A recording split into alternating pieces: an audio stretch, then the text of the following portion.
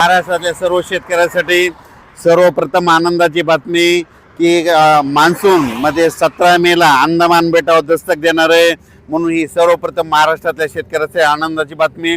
17 मेला जर मान्सून अंदमान दस्तक दिल्याच्या नंतर ते काय होणार आहे, 26, 25, 26, 27च्या दरम्यान 27, 28च्या दरम्यान तो केरळ दाखल होईल आणि तिथून पुढचा प्रवास होईल. म्हणजे असं करत करत जूनच्या पहिल्या आठवड्यात, समजा जूनच्या पहिल्या आठवड्यात म्हणजे महाराष्ट्रामध्ये आपल्या मान्सून येण्याची शक्यता आहे. म्हणून हा अंदाज सर्व शेतकऱ्यांना लक्षात यायचा.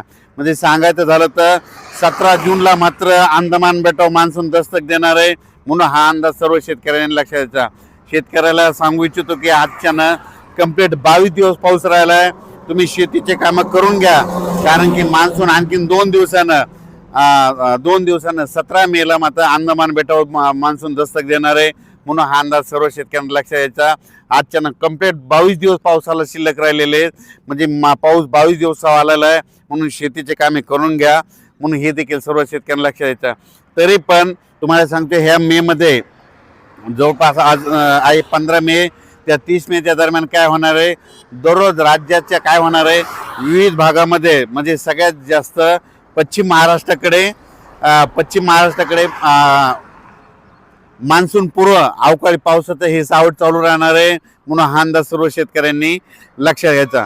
म्हणजे सांगायचं झालं तर म्हणजे हे पश्चिम महाराष्ट्राकडे म्हणजे सातारा जिल्हा, सांगली जिल्हा, सोलापूर जिल्हा, कोल्हापूर जिल्हा, पुणे जिल्हा आणि घाटमाता ह्या परिसरामध्ये चांगलं म्हणजे आज 20 मेच्या नंतर दररोज पावसाला म्हणजे मान्सून पूर्व पावसाला सुरुवात होणार आहे, अवकाळी पावसाला सुरुवात होणार आहे. म्हणून हा अंदाज लक्षात.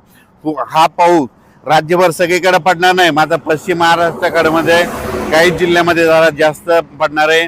म्हणून हा अंदाज लक्षात. संपूर्ण महाराष्ट्रात मात्र हे अवकाळी सध्या नसणार आहे. फक्त 21 पासून काय होणार आहे, त्या पावसामध्ये थोडी वाढ होत जाणार आहे. आणि ते जास्त पाऊस फक्त सातारा, सांगली, सोलापूर, कोल्हापूर, पुणे, घाटमाता परिसरानं मुंबई, ह्या कोकणपट्टी, घाटमाता ह्या परिसरात मान्सून पूर्व अवकाळी पाऊस बरसणार आहे. म्हणून हा अंदाज सर्व शेतकऱ्यांना लक्षात घ्यायचा. पण राज्यात मात्र 17 मेला मान्सून अंदमान बेटावर दस्तक देणार आहे. म्हणून हा अंदाज लक्षात घ्यायचा. 20 मेच्या नंतर ते 30 मेच्या दरम्यान राज्यामध्ये काय होईल, काही भागामध्ये मान्सून पूर्व पाऊस सुरू होईल. हे पाऊस सर्वदूर पडणार नाही, पण त्याच्यामध्ये विजेचं प्रमाण जास्त असल्यामुळं, वाऱ्याचं प्रमाण जास्त असल्यामुळं शेतकऱ्यांनी स्वतःची काळजी घ्या, आपल्या पाळीव प्राण्याची घ्या. कारण की 20 मेच्या नंतर बऱ्याच ठिकाणी अवकाळी पावसाला म्हणजे सर्वदूर राज्यभर पडणार नाही. फक्त काय होणार आहे, ते पश्चिम महाराष्ट्राकडे जास्त मान्सून पूर्व अवकाळी पाऊस सुरुवात होणार आहे. म्हणून हा अंदाज शेतकऱ्यांना लक्षात यायचा. त्यामध्ये वाऱ्याचं प्रमाण जास्त आहे.